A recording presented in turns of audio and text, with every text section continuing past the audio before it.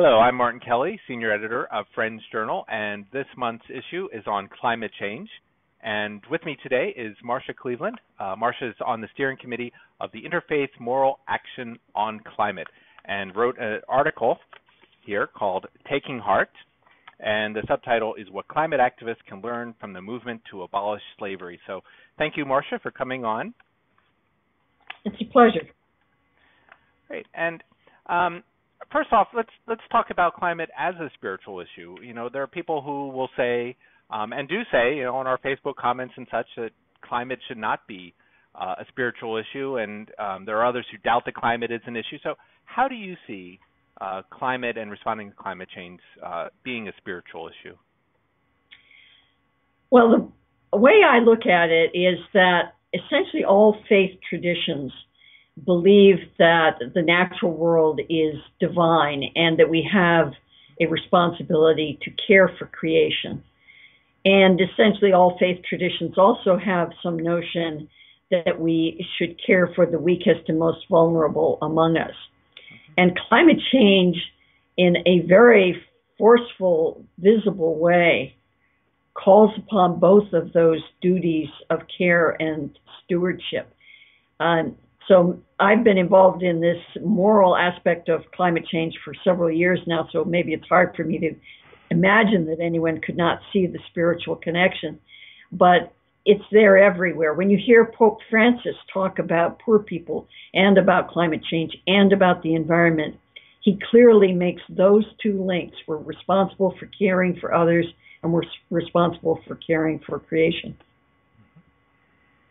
Great. It sometimes, though, seems like a daunting prospect to actually wean ourselves from all of these fossil fuels and be more sustainable with climate.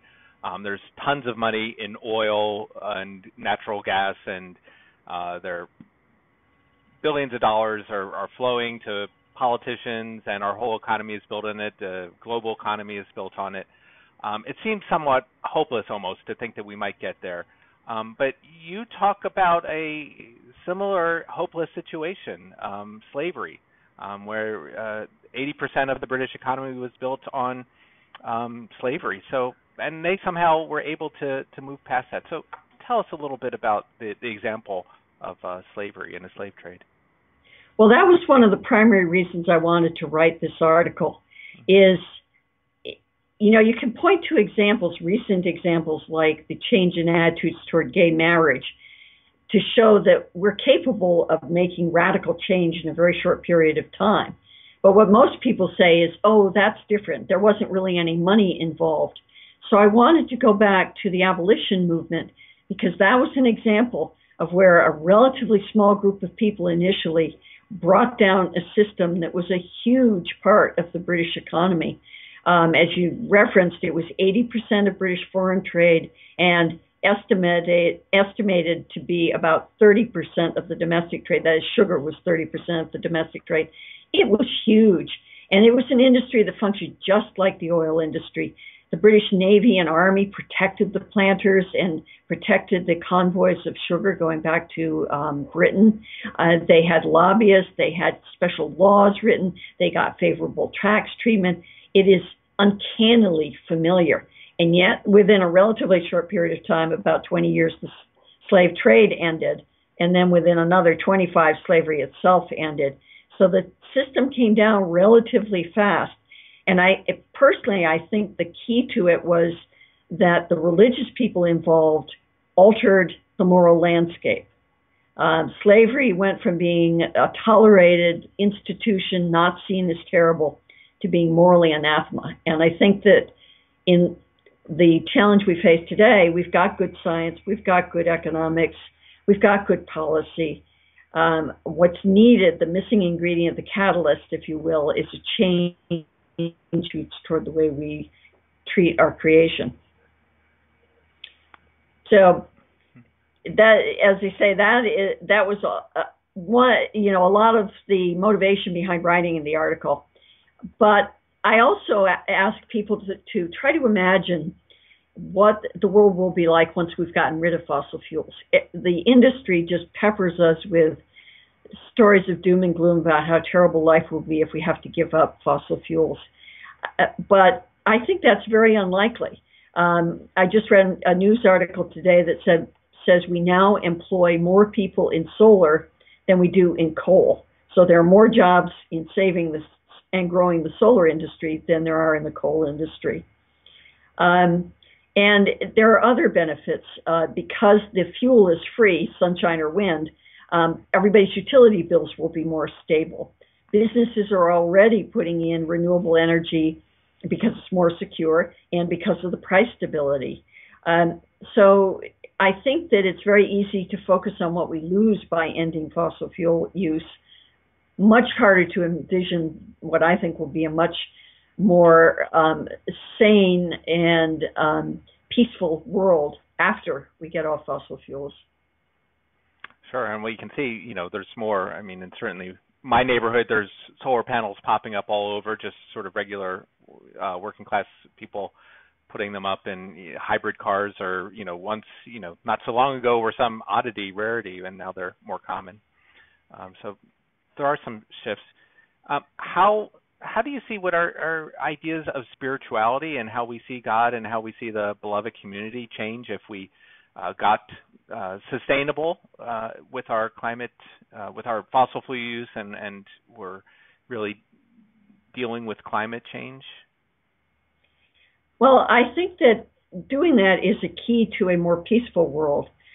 We know that climate change is already driving many resource conflicts. The classic example, of course, is the area just south of the Sahara Desert in Africa, where most of the conflicts, people would agree, are in part driven by scarce resources, especially water, and they're driven by the corporations that want to extract more fossil fuels there. If you took fossil fuels out of the equation and slowed or maybe even reversed climate change, you would reduce one of the major drivers of conflict. So working on climate change to me is very definitely part of the peace testimony.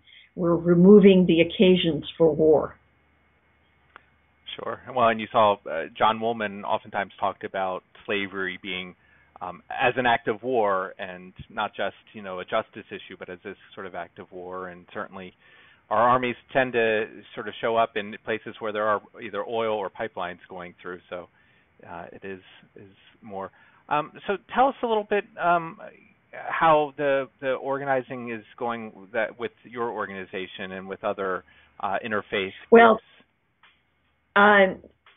I think it's very exciting. I was working at FCNL when I went to the founding meeting of Interfaith Moral Action on Climate. And when we started, it seemed that no one was talking about the religious implications of climate change. And that was a little over 3 years ago. And now there are an enormous number of groups talking about this issue. It appears in the press fairly often. The president references moral reasons for being concerned about climate change. He's done it in both this and the previous State of the Union. So the issue is very definitely getting out there. And the fact that the Pope is going to issue an encyclical on the environment, now scheduled for June apparently, and everybody expects that he's going to say that climate change is a moral and spiritual issue, that caring for the victims of climate change is a moral, spiritual imperative. So we've gone from nobody talking about this issue to a potential encyclical by this Pope, which is a huge thing in the world as a whole in a very short period of time. People like the woman who's the head of the UNFCCC also speaks in moral terms. It comes up over and over in the international discussions. So at least I am hopeful that we are beginning to change that moral landscape. It's harder and harder for people to say, oh, well, I don't believe in climate change, and even if I did, well, it doesn't really affect me or it doesn't matter.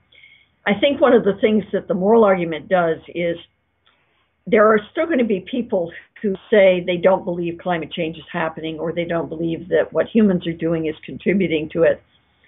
But the moral argument makes everybody else pause and think about their own personal responsibility. I think an average person can understand moral right and wrong a lot better than they can all these fancy arguments about science and economics and laws and prices on carbon and all that. If you pose the question to someone, what is your relationship to the earth? How are you living? Are you living in a right relationship with the earth? That's something that pretty much everybody can understand.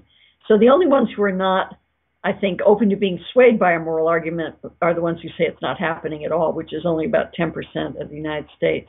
And I think that's the power of it, is we are, instead of trying to scare people into action, we're trying to appeal to their natures, the human instinct to help others.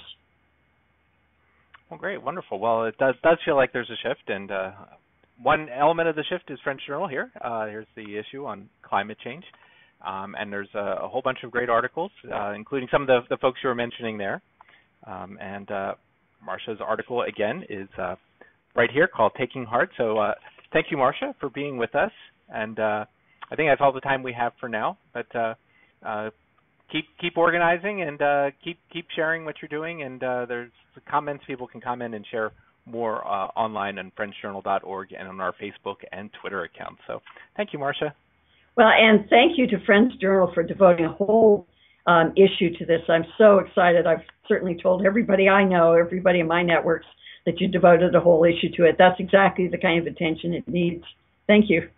Okay, great. Well, it's gotten a lot of buzz, so we're happy to do it. So good. I'm glad. Bye.